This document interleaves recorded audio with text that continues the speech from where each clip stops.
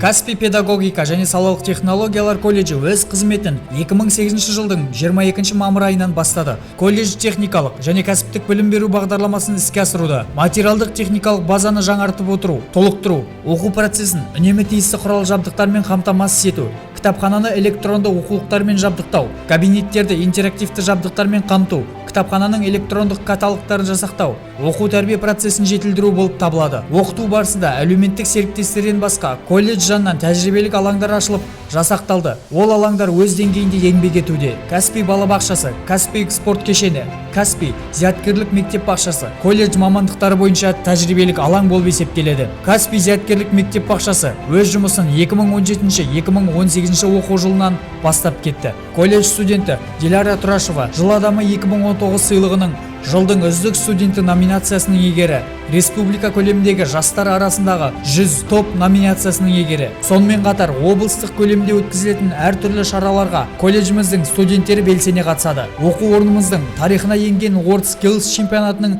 жетістіктерін атап айтар болсақ, 2017 жылы жұмысшы мамандығының WorldSkills Ақтау өңірлік чемпионатында мектепке дейінгі тәрбие және оқыту мамандығының студенті Орынхан Тілеумағамбетова үздік сахналау номинациясының иеленді. 2018 жылы жұмысшы мамандығының WorldSkills Ақтау өңірлік чемпионатында бастауыш білім беру мамандығы студенті Орынгүл Жақсылықова екінші және Гүлдана Сүйубаева үшінші жүлделі орынға ие болды. Мектепке дейінгі тәрбие және оқыту мамандығы бойынша Орынхан Тілеумағамбетова екінші жүлделі орынға ие болды. 2019 жылы жұмысшы мамандығының WorldSkills Ақтау өңірлік чемпионатында мектепке дейінгі тәрбие және оқыту мамандығы бойынша Жарқынай Тоқтабаева үшінші және дене шынықтыру және спорт мамандығы бойынша Диляра Тұрашева үшінші жүлделі орынға ие болды.